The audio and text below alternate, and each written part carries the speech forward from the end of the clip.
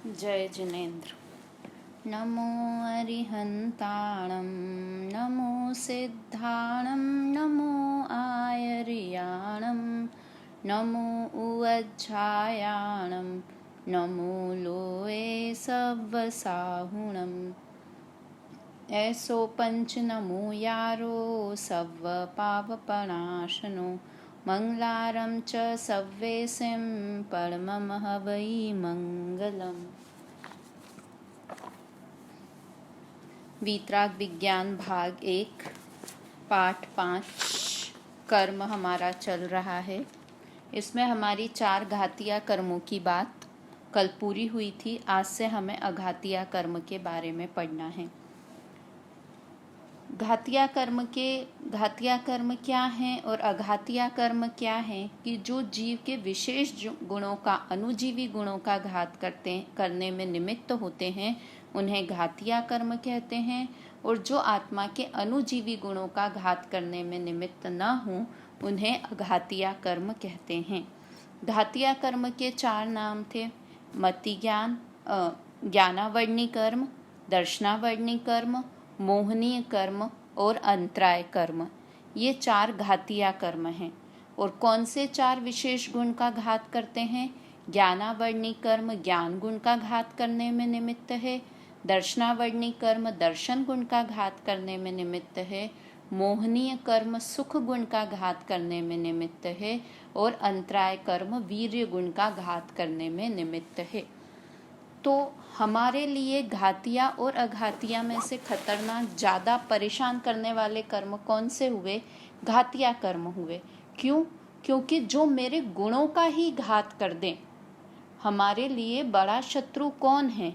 कि वह शत्रु हमारे लिए बड़ा शत्रु है जो कि हमारे गुणों को, हमारी क्वालिटी का नाश कर दे।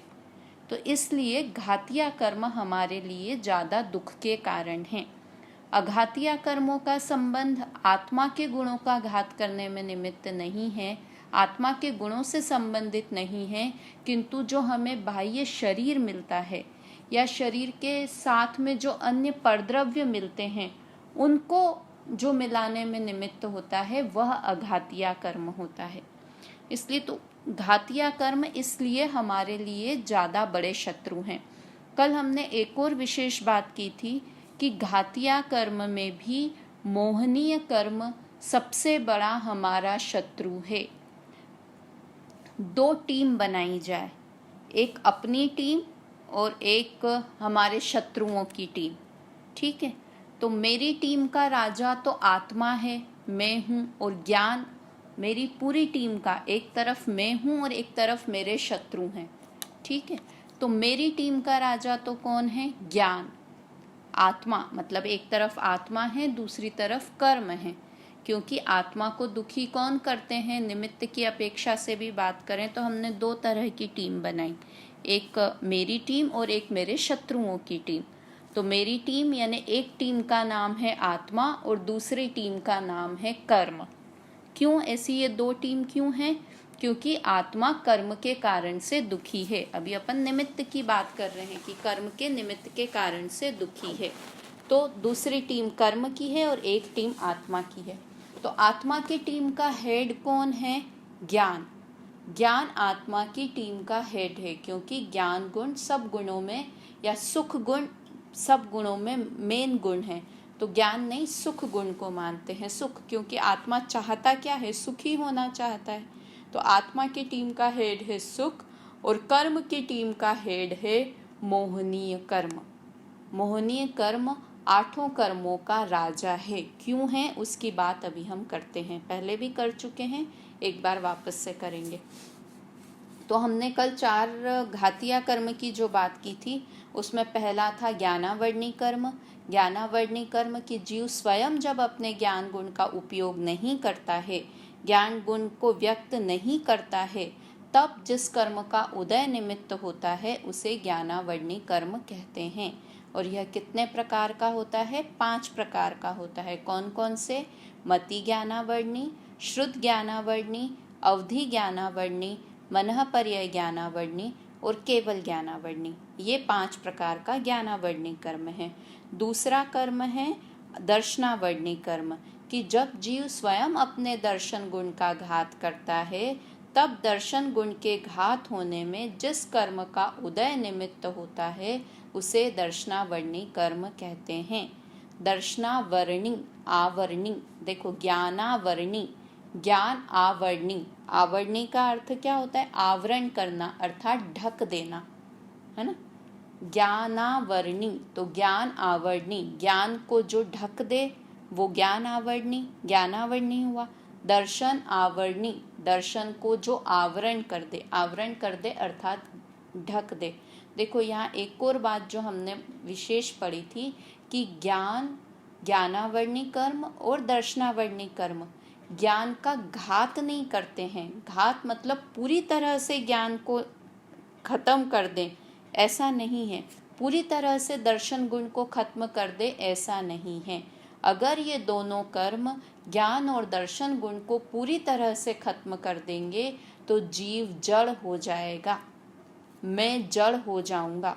अगर होगा ना कि शत्रु को अगर किसी ने मार ही दिया, पूरी तरह से खत्म ही कर दिया, तो वो वापस से जिंदा कैसे होगा, है ना। तो ज्ञानावर्णी का शत्रु कौन है? ज्ञान। या ज्ञान का शत्रु कौन है? ज्ञानावर्णी कर्म। दोनों एक दूसरे के शत्रु हैं। तो अगर ज्ञानावर्णी कर्म ज्ञान गुण का घात ही कर दे, पूरी तरह से ज्ञान मेरा खत्म कर दे, तो फिर तो जीव को कभी ज्ञान होगा ही नहीं, जीव हमेशा के लिए जड़ हो जाएगा। तो ऐसा तो होता नहीं है। अगर पूरी तरह से ज्ञान खत्म हो जाए ना, समझो इस अवस्था में मैं अभी पूजा नाम में हूँ और अभी मेरे ज्ञानावर्णी कर्म का पूरा उदय आ जाए, मेरा पूरा ज्ञान खत्म हो जाए, तो मैं ज्ञान बिना जड़ हो जाऊंगी। तो अगले भाव में वापस मुझे ज्ञान क्यों मिलेगा?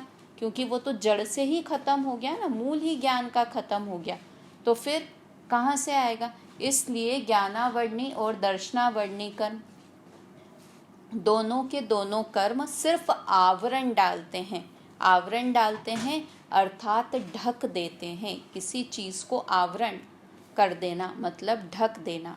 तो ज्ञानावर्णी और दर्शनावर्णी कर्म ज्ञान और दर्शन गुण पर आवरण डालते हैं, घात करते हैं, शब्द बोलते हैं अपन, किंतु वास्तव में पूरी तरह से घात नहीं करते। इसलिए ज्ञान का क्षयोपशम होता है और दर्शन का भी क्षयोपशम होता है, थोड़ा क्षय और थोड़ा उपशम। अगर ज्ञान गुण ज्ञानावर्णी कर्म का पूरा ही नाश हो जाए तो क्या हो? केवल ज्ञान प्रकट हो जाए। मतलब ज्ञानावर्णी कर्म पूरी तरह से ही अगर नष्ट हो जाए तो क्या हो जाए? मुझे केवल ज्ञान हो जाए। केवल ज्ञान हो जाए अर्थात मैं सब कुछ जानने लगूं। अगर मेरे ज्ञान के ऊपर से पर्दा हट जाए, अभी मेरे ज्ञान गुण के ऊपर पर्दा पड़ा हुआ है, जैसे बादल पड़े हुए हैं सूर्य के आगे, तो पर्दा पड़ा हुआ है तो क्या है कि मैं पूरी तरह से जान नहीं पा रही हूँ अभी किसी को भी। तो अगर वो पर्दा पूरी तरह से हट जाए, ज्ञानावर्णी कर्म का पूरी तरह से पर्दा हट जाए, दर्शनावर्णी कर्म का पूरी तरह से पर्दा हट जाए, तो क्या होगा कि पूरा ज्ञान प्रकट हो जाएगा और पूरा दर्शन प्रकट हो जाएगा। मैं सबको पूरी तरह से जानने और देखने लगूंगी। इसका क्या मतलब है कि मुझे केवल ज्ञान और केवल दर्शन हो जाएगा। तो दो प्रश्न बने कि अगर ज्ञानावर्णी कर्म का पूरी तरह से घात हो जाए, पूरी तरह से ज्ञानावर्णी और दर्शनावर्णी कर्म पूरी तरह से नष्ट हो जाए, तो क्या हो जाए कि मैं केवल ज्ञानी भगवान बन जाऊं। और दूसरा, अगर के ज्ञानावर्णी और दर्शनावर्णी कर्म का पूरी तरह से उदय हो जाए तो क्या हो जाए? क्या हो जाएगा? अगर पूरा उदय आ जाएगा ज्ञानावर्णी और दर्शनावर्णी का, तो मैं जड़ हो जाऊंगा। समझ में आया? न पूरी तरह से घात है अभी मेरा ज्ञानावर्णी दर्शनावर्णी का, और न पूरी तरह से उदय है। तो अभी क्या है ज्ञानावर्णी और दर्शनावर्णी कर्म का? क्षयोपशम है। क्षयोपशम शब्द बहुत बार आपने सुना होगा, या आगे हम 5 भाव पढ़ेंगे तब और भी चर्चा इसमें आएगी, किंतु अभी ठीक है। तो ज्ञानावर्णी और दर्शनावर्णी, दर्शनावर्णी के 9 भेद हैं, ज्ञानावर्णी के 5 भेद हैं। तीसरा घातिया कर्म था मोहनीय। मोहनी किसे कहते हैं? कि मोह राग द्वेष के परिणाम, जब जीव स्वयं अपने स्वरूप को भूलकर अन्य को अपना मानता है, अर्थात जब मोह करता है, और दूसरा स्वरूप आचरण में असावधानी करता है अर्थात राग द्वेष के परिणाम करता है, तब जिस कर्म का उदय निमित्त होता है उसे मोहनीय कर्म कहते हैं। इसके कितने भेद हैं मोहनीय कर्म के? दर्शन मोहनीय और चारित्र मोहनीय। वैसे तो 2 भेद हैं, किंतु 2 में से भी कितने हो गए? दर्शन मोहनीय के 3 और चारित्र मोहनीय के 25 भेद। तो टोटल कितने हो गए मोहनीय के? 28 भेद हो गए। कौन कौन से एक बार नाम देख लेते हैं दर्शन मोहनीय के? मिथ्यात्व, सम्यक मिथ्यात्व और सम्यक, ये दर्शन मोहनीय के 3 भेद। और चारित्र मोहनीय के 25, 16 कषाय, अनंतानुबंधी क्रोधमान मायालोभ, अप्रत्याख्यानावरण क्रोधमान मायालोभ, प्रत्याख्यानावरण क्रोधमान मायालोभ और स्वंजलन क्रोधमान मायालोभ। 16 ये और 9 कषाय, हास्य, रति, अरति, शोक, भय, जुगुप्सा, स्त्रीवेद, पुरुषवेद, नपुंसकवेद, ये 3 के जोड़े में याद कर लें। हास्य, रति, अरति, ये 3, फिर शोक, भय, जुगुप्सा, ये 3, और फिर स्त्रीवेद, पुरुषवेद, नपुंसकवेद, ये 3। इन 25 को, चलिए प्रश्न बताइए, अगर इन 25 को 2 में ही 2 भेदों में बांटना है तो एक भेद में ही बांटना है 25 कषाय को, तो क्या बोल देंगे? चारित्र मोहनी। और अगर 2 में डिस्ट्रीब्यूट करना है ये 25 को तो क्या बोलेंगे? राग और द्वेष। राग और द्वेष कैसे हुए? जैसे अनंतानुबंधी क्रोध और अनंतानुबंधी मान, इसको क्या बोल सकते हैं? द्वेष, क्योंकि क्रोध और मान ये द्वेष रूप कषाय हैं। और अनंतानुबंधी माया और अनंतानुबंधी लोभ, इसको क्या बोल सकते हैं? राग बोल सकते हैं, क्योंकि माया और लोभ राग रूप कषाय है। इसी तरह हास्य क्या है? राग है या द्वेष है? राग है हास्य का परिणाम। रति का परिणाम राग है या द्वेष है? राग है। अरति का परिणाम राग है या द्वेष है? द्वेष है। भय का परिणाम राग है या द्वेष है? द्वेष है। तो ये 25 कषाय को राग द्वेष के भेद से भी 2 में डिस्ट्रीब्यूट कर सकते हैं। तो कितने भेद हो गए अभी? दर्शन मोहनी के 5, दर्शन मोहनी नहीं, ज्ञानावर्णी के 5, दर्शनावर्णी के 9 और मोहनीय के 28। और अब अंतराय। अच्छा, एक और बात जो हम कर रहे थे कि मोहनीय सब कर्मों में राजा है। जैसे सुख, आत्मा में राजा कौन सा था? आत्मा की टीम का हेड सुख था, और कर्म की टीम का हेड कौन है? मोहनीय है। तो मोहनीय राजा क्यों है, इसकी बात करनी थी आज हमको। कि एक तो वो हमारे सुख गुण का घात करता है। जीव सबसे ज़्यादा क्या चाहता है? सुखी रहना। तो सुख गुण का घात करता है मोहनीय, इसलिए वह राजा है। दूसरा कि मोहनीय कर्म के कारण ही बाकी कर्मों का बंध होता है। क्या स्पेशल बात है कि ये बाकी के 7 कर्म हैं, वो किसके कारण करते हैं, किसके कारण बनते हैं? जब मोहनीय कर्म का उदय का निमित्त होता है। मोहनीय कर्म के कारण जीव क्या करता है? जब उदय होता है मोहनीय कर्म का, जैसे ज्ञानावर्णी का जब क्षयोक्षम होता है तब क्या होता है? मति ज्ञान और श्रुत ज्ञान होता है। वैसे ही मोहनीय का जब उदय होता है तब क्या करता है जीव? मोह राग द्वेष के परिणाम करता है। और मोह राग द्वेष के परिणाम करता है, इसीलिए जीव को बाकी कर्मों का बंध होता है। मतलब मोहनीय कर्म के उदय के निमित्त से बाकी कर्मों का बंध होता है। समझ में आया क्या कहना चाह रही हूँ मैं? कि जैसे वेदनीय कर्म का, कि साता वेदनीय और असाता वेदनीय कि जिसके कारण साता वेदनीय के कारण अनुकूल सामग्री प्राप्त हुई या प्रतिकूल सामग्री प्राप्त हुई, या आज हम पढ़ेंगे वेदनीय कर्म में, तो उसके कारण वो हमें सुख दुख कब उत्पन्न कर सकता है? कि जब हम उसमें मोह राग या द्वेष का भाव करें तो हम सुखी या दुखी होंगे।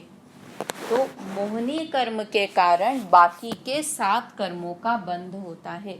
अगर हम इन कर्मों मोह राग द्वेष के परिणाम नहीं करेंगे तो क्या होगा? आगामी कर्म का बंधन हमें नहीं होगा। और तीसरी बात, ये मोहनीय कर्म सब कर्मों में राजा क्यों है? क्योंकि सबसे अधिक स्थिति मोहनीय कर्म की होती है।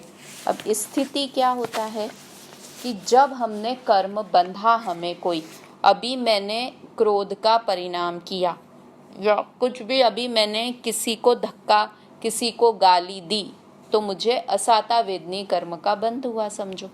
तो वो जो कार्माण वर्गनाएं मेरे पास आई, तो जब तक उदय में नहीं आई, जैसे मैंने अभी कुछ खराब परिणाम किया और उसका उदय मुझे 5 भव के बाद आना है, समझो, उसका उदय, तो वो कार्माण वर्गनाएं 5 भव तक मेरे साथ रही ना, 5 भव बाद मुझे उदय में आएगा वो असाता वेदनी कर्म का उदय। तो वो 5 भव तक मेरे साथ रहे ना वो असाता वेदनी के कर्म, तो वो क्या हुई, असाता वेदनी की स्थिति कितनी हो गई, 5 भव जितनी स्थिति हो गई। समझ में आया? तो इसको स्थिति कहते हैं कि जितने समय तक कार्माण वर्गनाएं अपने साथ रहे उसको स्थिति कहते हैं। तो सबसे ज्यादा स्थिति कौन से कर्म की होती है, दर्शन मोहनी कर्म की होती है। मतलब दर्शन मोहनी यानी मोह, मोह के कारण, इसलिए कहते हैं ना कि सबसे बड़ा पाप मिथ्यात्व है, कि अगर मैंने मोह का परिणाम किया, जो वस्तु जैसी है उसे वैसा नहीं माना, तो क्या होगा कि मुझे ऐसे कर्म बंध सकते हैं कि जो मेरे साथ 70 कोड़ा कोड़ी वर्ष तक रहें। कितनी है मोहनी कर्म की उत्कृष्ट स्थिति, कितनी है, 70 कोड़ा कोड़ी वर्ष। बहुत बड़ा समय हो गया 70 कोड़ा कोड़ी वर्ष, यानी, है ना, 70 कोड़ा कोड़ी वर्ष भी नहीं, 70 कोड़ा कोड़ी सागर, 70 कोड़ा कोड़ी सागर की स्थिति। मतलब सबसे ज्यादा समय तक जीव के साथ कौन सा कर्म बंधा रह सकता है, कि मोहनीय दर्शन मोहनी कर्म जीव के साथ बंधा रहता है। इसलिए भी मोहनी कर्म को राजा की सबसे ज्यादा स्थिति इस कर्म की अपने साथ होती है। तो मोहनी कर्म राजा क्यों है, 3 रीजन है इसके। पहला कि मेरे सुख गुण का घात करता है, जीव सुखी होना चाहता है और सुख गुण के घात करने में निमित्त मोहनी कर्म है। दूसरा, सबसे ज्यादा स्थिति दर्शन मोहनी कर्म की होती है। और तीसरा रीजन कि इस कर्म के कारण ही बाकी के 7 कर्म बंधते हैं। मोहनी कर्म के निमित्त से ही बाकी के 7 कर्म बंधते हैं। अर्थात अगर मोहनी कर्म नहीं होगा, अर्थात हम मोह राग द्वेष के भाव नहीं करेंगे, तो बाकी के कर्म भी हमें सुखी और दुखी नहीं कर सकते हैं। जैसे कि अपन मुनिराजों का उदाहरण देते हैं ना, कि मुनिराज को असाता वेदनी कर्म का उदय आया, मतलब प्रतिकूल सामग्री प्राप्त हुई, उपसर्ग हुआ उनके ऊपर, किंतु वो मोह राग द्वेष के परिणाम नहीं करते हैं, तो उन्हें आगामी कर्म का बंध भी नहीं होता है। तो मोहनी कर्म के कारण बाकी के कर्मों का 7 कर्मों का बंध भी मोहनी कर्म के कारण से होता है। इसलिए मोहनी कर्म राजा है 8 कर्मों का। फिर चौथा कर्म घातिया कर्म में से कौन सा हमने पढ़ा था, अंतराय कर्म। अंतराय किसे कहते हैं, जो जीव के दान, लाभ, भोग, उपभोग और वीर्य में के विघ्न में जिस कर्म का उदय निमित्त होता है उसे अंतराय कर्म कहते हैं।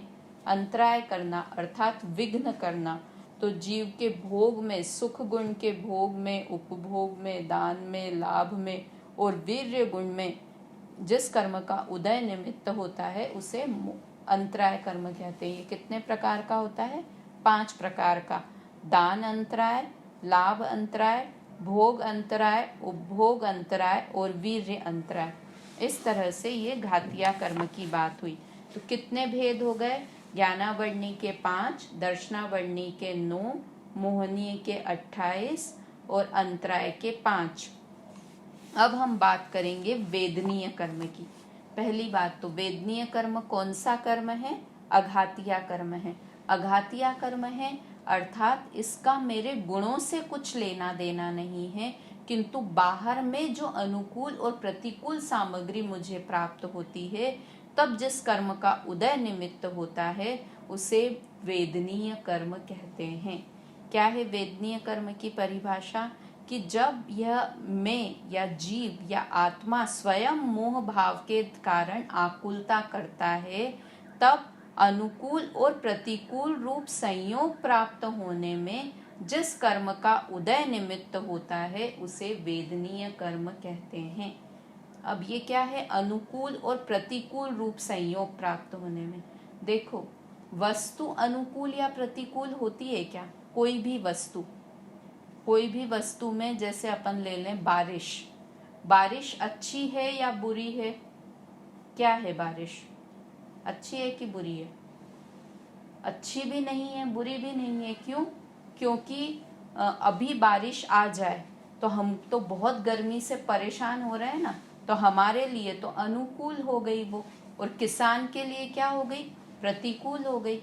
क्यों? क्योंकि उसका सारा अनाज खराब हो जाएगा अगर अभी बारिश आ जाएगी तो वस्तु अनुकूल या प्रतिकूल नहीं है।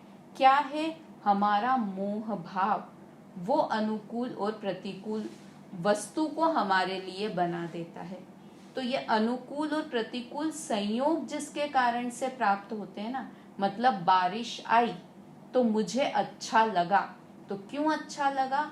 क्योंकि मेरा मोह भाव था कि मुझे गर्मी लग रही थी बहुत ज्यादा, तो मुझे अच्छी लगी बारिश, राग हुआ मुझे, तो मेरे लिए वो अनुकूल हो गई। किसान के लिए वो प्रतिकूल हो गई।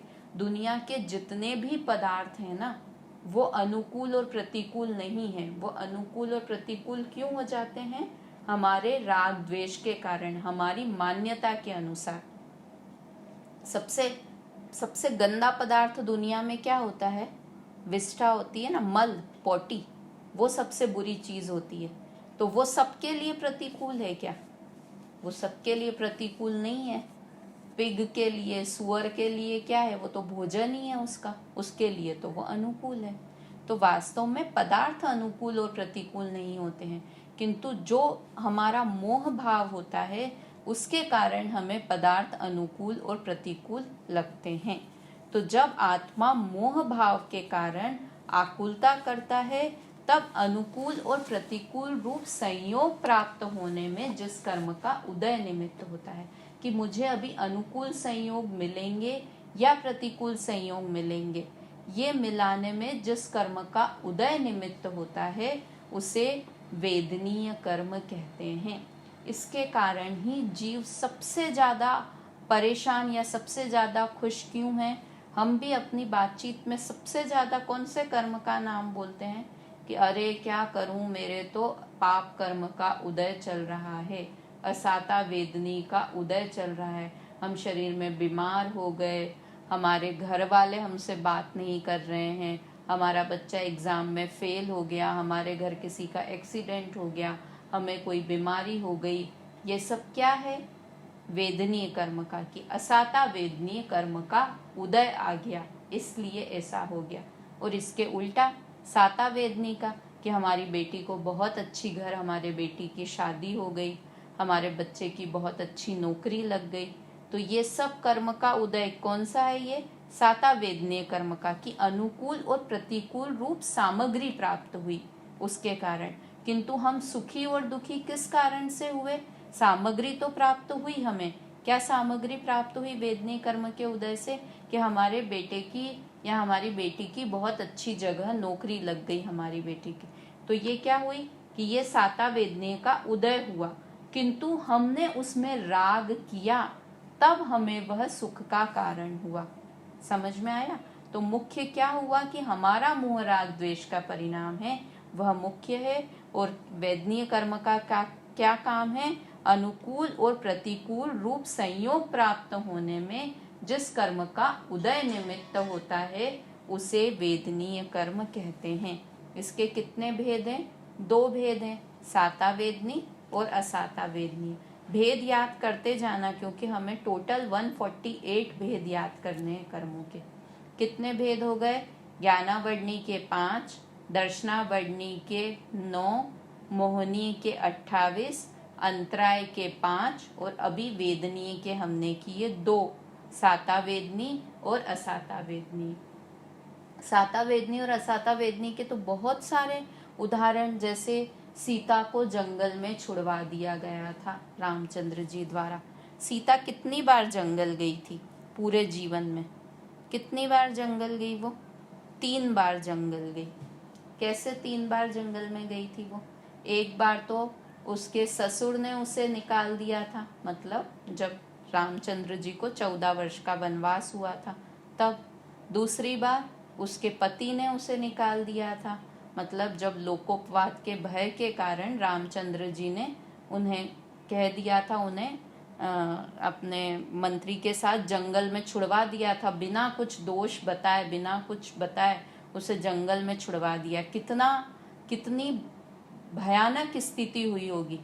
अगर हम सोच सकते हैं कि हमारे साथ हमारे हस्बैंड ऐसा कुछ कर दें, बिना बताए हमें छुड़वा दें कहीं जंगल में कहीं, और गलती भी नहीं पता, गलती थी भी नहीं उसकी, सिर्फ लोग क्या कहेंगे, लोकोपवाद के कारण उन्होंने सीता को जंगल में छुड़वा दिया। दूसरी बार तब वो गई। और तीसरी बार कब गई? जब वो अपनी मर्जी से गई। कब? जब वो आर्यका बन गई, कि उन्होंने संसार का ऐसा स्वरूप देखा कि मैं जिसको अपना पति कहती, तो भी अग्नि परीक्षा हुई उनकी और सब, तब रामचंद्र जी ने उन्हें अपने पास रखा वापस और वो सब। तो उन्होंने कहा अब तो मुझे ऐसे संसार में रहना ही नहीं है। तो तीसरी बार वो जंगल में कब गई? जब वो आर्यका बन गई। तो 2 बार तो उनके असाता वेदनी कर्म का उदय था, कि जंगल में नई नई बहू आए, शादी होके थोड़ा ही समय हुआ था, शादी होके आई, थोड़ा ही समय हुआ और जंगल में रहना पड़े। एकदम राजकुमारी थी, वो भी राजा जनक की पुत्री थी, राजकुमारी थी। तो 2 बार तो असाता वेदनी का उदय था, किंतु उन्होंने उस असाता वेदनी के उदय को भी असाता का उदय माना नहीं। कैसे नहीं माना? कि जब वो राम के साथ भी जाना नहीं जाना उनकी मर्जी थी ना, वो चाहती तो नहीं जाती, रामचंद्र जी तो मना भी कर रहे थे कि मत चलो, किंतु उन्हें वो असाता का उदय नहीं लगा। क्यों नहीं लगा? क्योंकि उसमें उन्होंने मोह राग द्वेष का परिणाम नहीं किया। इसलिए बार बार कि हमें कर्म के भरोसे से कि असाता का उदय हो रहा है, हमें ये बीमारी हो गई है, मतलब वास्तव में तो सतियों पर इतने बड़े बड़े उपसर्ग हुए, उसके हमको लगता है ना कई बार कि मेरे से ज़्यादा दुखी तो कोई भी नहीं है, मेरे से ज़्यादा तो परेशान कोई भी नहीं है। हमको हमारी सास कई बार बुरी लगती है कि हमारी सास ऐसी है। तो अंजना की सास को याद करो, अंजना सती की सास ने क्या किया था पता है? कि पवन, अंजना सती कौन थी? थोड़ी सी कहानी बता ही देती हूँ। अंजना सती कौन थी? हनुमान, जो ये रामचंद्र जी में हनुमान बताते हैं ना, कामदेव थे, बहुत सुंदर थे हनुमान, जो इनको वानर बताते हैं। अभी आप लोगों ने रामायण देखी तो उसमें उन्हें बंदर बताया कि पूंछ वाला और ऐसा मुंह फुगा हुआ, किंतु वास्तव में तो हनुमान कामदेव थे, बहुत सुंदर थे हनुमान। उनकी माता थी अंजना, तो उनके हस्बैंड थे पवन कुमार अंजना के। तो अंजना और पवन कुमार की शादी हुई थी, अंजना सती की पवन कुमार से।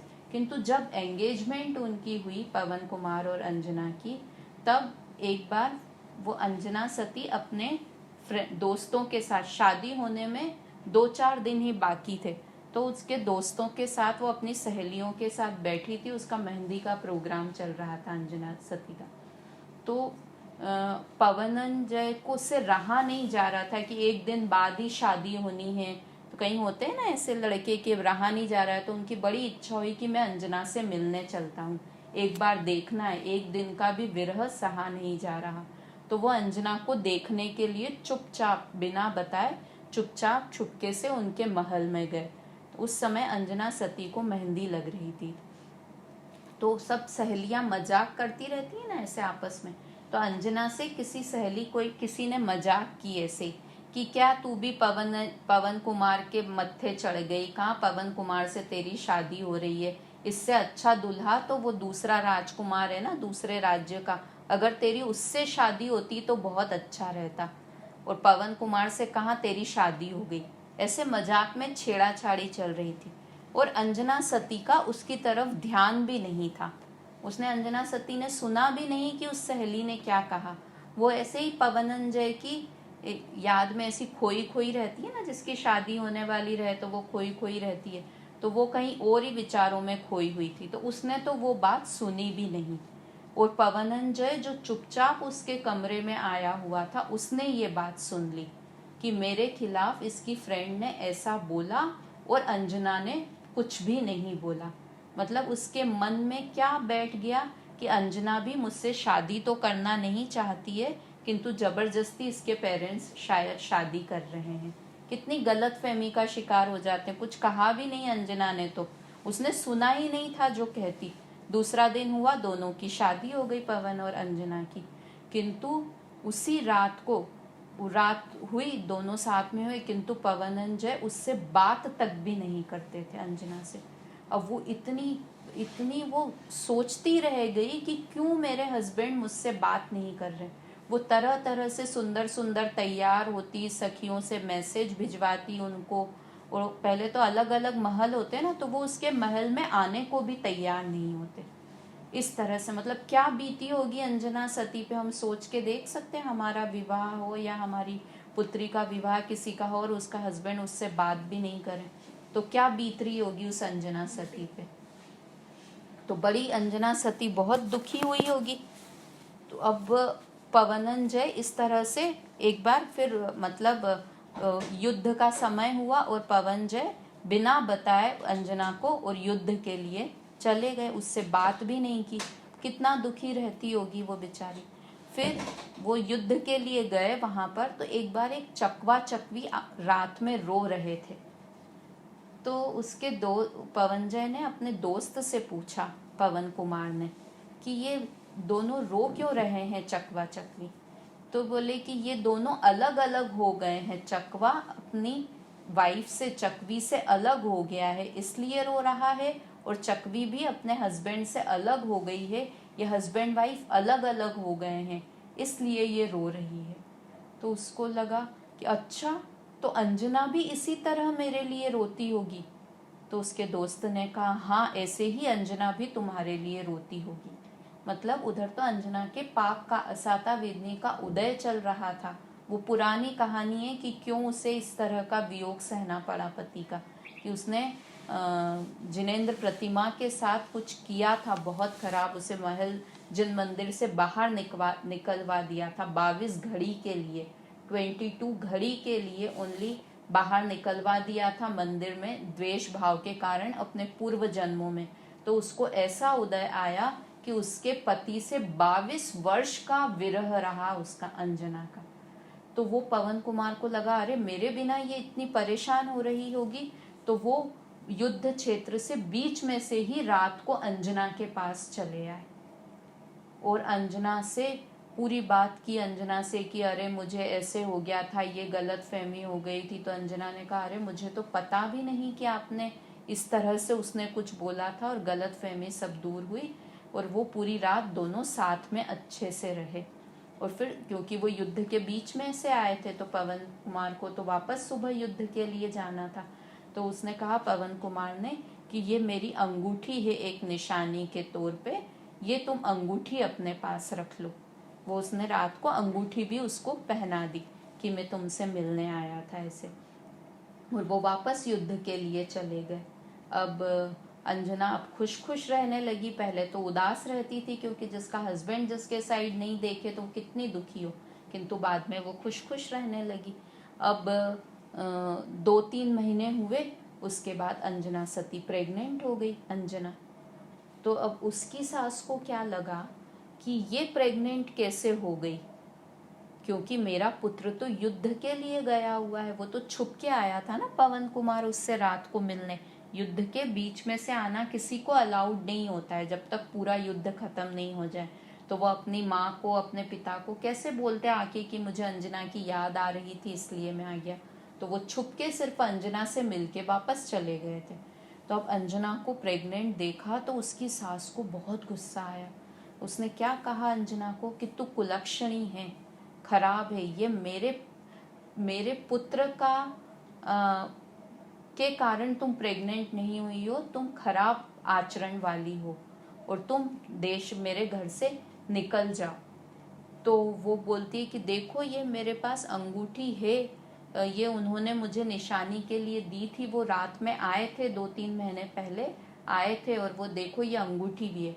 तो बोले ये तो तूने कहीं से ऐसे ही उठा ली होगी और ये चोरी की अंगूठी है, वो तेरे पास पहले से ही होगी, और तू कुलक्षणी है और तू अब इस महल में नहीं रह सकती।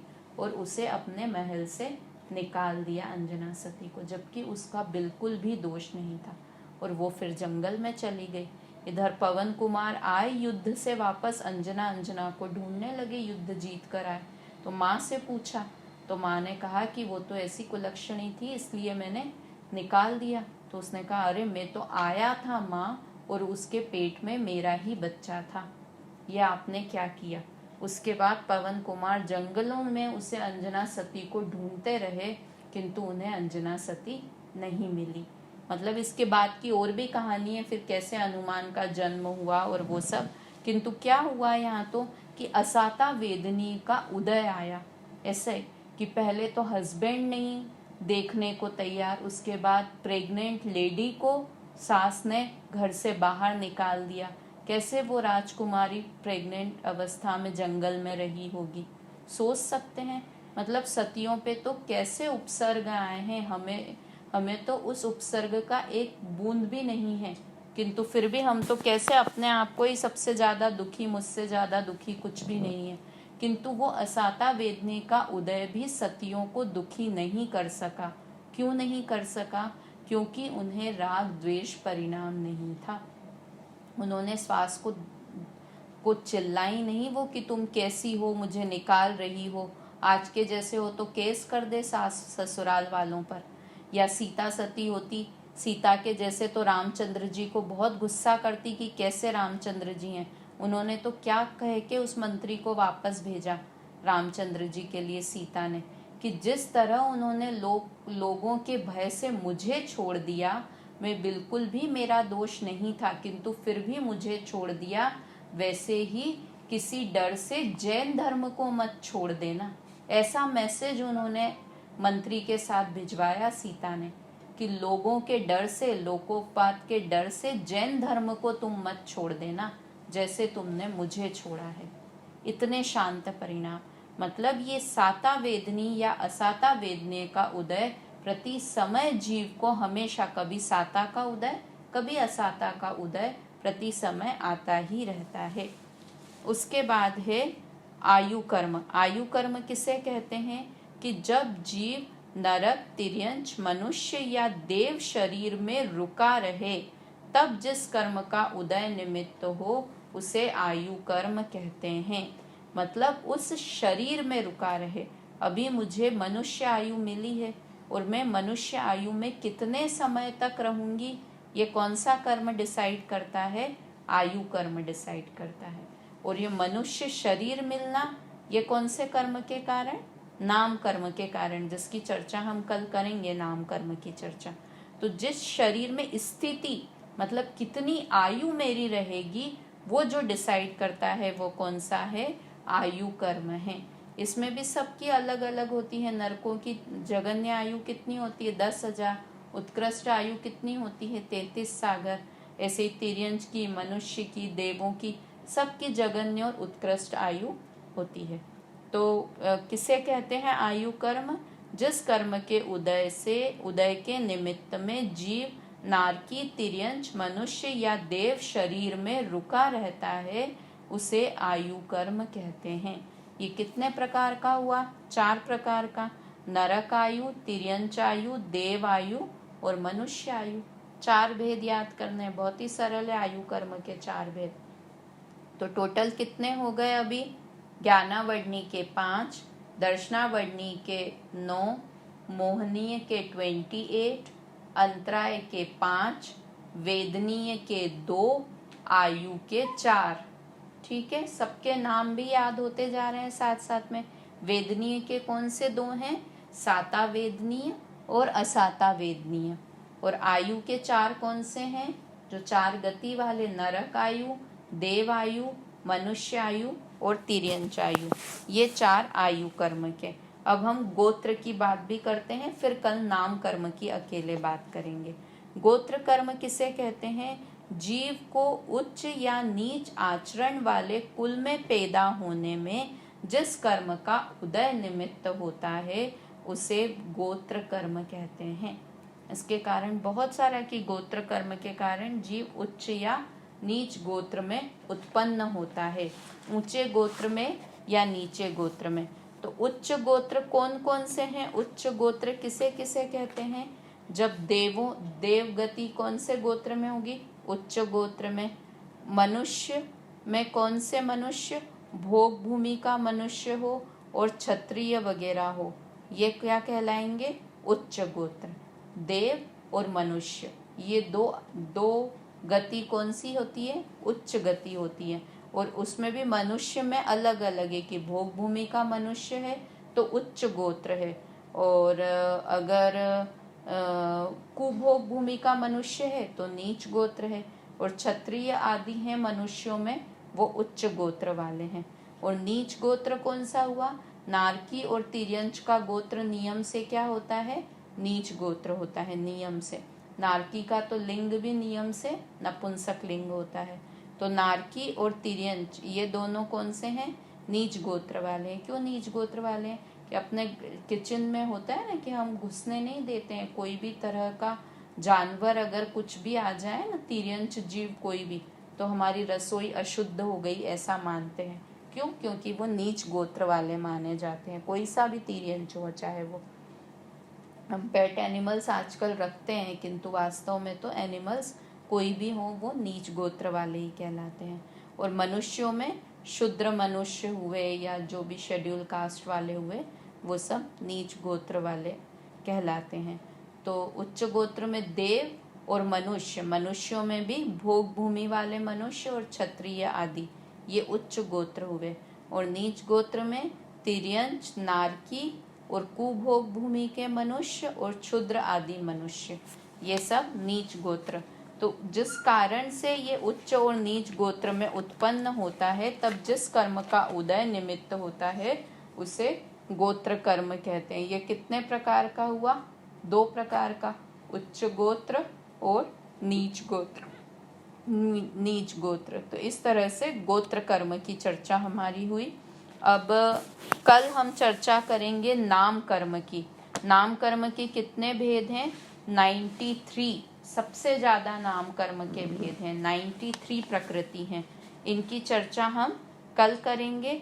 और उसके अलावा ये जो हमने अभी पढ़ा ना कि उच्च और नीच गोत्र में उत्पन्न किस कारण से होते हैं, इसकी बात अभी 1 मिनट में हम कर लेते हैं कि कौन से परिणाम है जिसके कारण जीव उच्च गोत्र में उत्पन्न होता है और कौन से भावों से नीच गोत्र में उत्पन्न होता है। तो एक लाइन आती है, पर निंदा अरु आप बड़ाई, बांधे नीच गोत्र दुखदाई।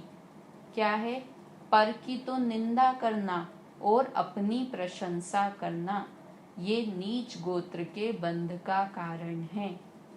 क्या बोल दिया, कितना कर जाते हैं हम, पता भी नहीं चलता हमें कि क्या करते हैं। पर निंदा, दूसरों की तो निंदा करना, और आप बढ़ाई, अपनी बढ़ाई करना, तो ये नीच गोत्र के बंध का कारण है। या इसे ऐसा भी कह सकते हैं कि अपने तो अप्रगट गुणों की भी प्रशंसा करना और जिसके प्रगट गुण हैं उसको भी ढक देना।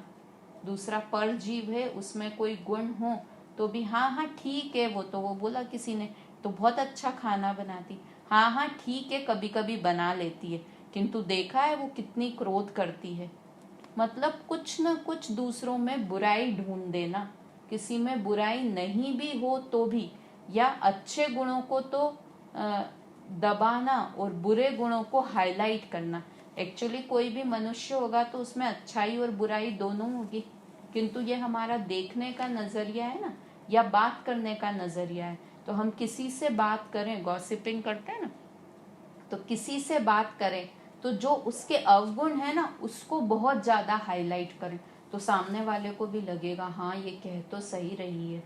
तो क्या सही कह रही है कि हम हाईलाइट उसके अवगुणों को कर रहे हैं, वास्तव में तो उसमें कुछ गुण भी हैं, किंतु उन गुणों को हम देख ही नहीं रहे। और ऐसा कोई व्यक्ति नहीं होता कि जिसमें कुछ गुण नहीं हो, हर व्यक्ति में कुछ न कुछ क्वालिटी होती है। जैसे होगा ना कि हमारे घर में हम 3 देरानी जेठानियां हों, तो एक बहुत अच्छा खाना बनाती हो और दूसरी को खाना बनाना नहीं आता हो, तो दूसरी को हमेशा हम यही कि अरे इसको तो खाना बनाना भी नहीं आता, किंतु वो साफ सफाई तो बहुत अच्छे से कर पाती है ना, उसकी तरफ हम ध्यान ही नहीं देंगे कि वो साफ सफाई कितनी अच्छी कर रही है। तो उसकी साफ सफाई वाले गुण को तो इग्नोर कर दिया और उसको खाना बनाना नहीं आता है, इस बात को बहुत हाईलाइट कर दिया। तो ये सब क्या है? ये सब नीच गोत्र के बंध के कारण है कि पर की निंदा करना और अपनी बड़ाई करना, अपनी बड़ाई करना, अपने बच्चों की बड़ाई करना, अपने हस्बैंड की, जो अपने से संबंधित है उनकी तो बड़ाई करना, और दूसरे का बच्चा कितना भी अच्छा हो किंतु फिर भी उसमें कुछ न कुछ गलती निकालते रहना कि वो तो ऐसी दिखती है, वो तो ऐसे कपड़े पहनती है। 10,000 चीजें हम निकाल सकते हैं बुराई निकालने के लिए बोले तो। एक वो आता है ना कबीरदास जी का या किसका दोहा है, सूरदास जी का, बुरा जो देखन में चला बुरा न मिलियो कोई, जो झांका अपने भीतर मुझसे बुरा न कोई। कि कितनी अच्छी बात उन्होंने कही कि मैं दुनिया में बुरा ढूंढने के लिए निकला तो मुझे कोई बुरा ही नहीं दिखा, और अगर मैंने जैसे ही अपने अंदर झांका तो मुझसे बुरा न कोई। अपने अंदर तो झांको, ये उच्च गोत्र का कारण है कि अपनी तो प्रशंसा, अपने गुणों को ढकना और दूसरों के पर गुणों नहीं, अपने गुणों को ढकना, अपने गुणों को ढकना और दूसरों के अवगुणों को भी ढकना, ये उच्च गोत्र का कारण है कि अपनी भलाई भी नहीं करना और दूसरों में जो अवगुण है उसको ढकना, दूसरों के गुणों को उजागर करना और अपने अवगुणों को उजागर करना, मतलब दूसरों में जो क्वालिटी है उसको बताना। तो ये उच्च गोत्र का कारण है। तो ये तो हम आराम से ये चीज कर सकते हैं कि नहीं कर सकते हैं। अगर ज्यादा ही हमको किसी से द्वेष हो तो चुप रहो, बोलो मत, किंतु बोलो तो ऐसा तो मत बोलो कि किसी में जो बुराई है भी नहीं फिर भी या उसकी बुराई ही बुराई करते रहें। मत बोलो अगर अपने से नहीं रहा जा रहा है, किंतु बोलो तो जहर तो मत घोलो। तो इस तरह से ये गोत्र कर्म के बंध के कारण है कि पर की निंदा करना और अपनी प्रशंसा करना, ये नीच गोत्र के बंध का कारण है। तो इन परिणामों से हमें बचना चाहिए। और अब नाम कर्म की चर्चा हम कल की क्लास में करेंगे। अभी का समय हो गया है। जय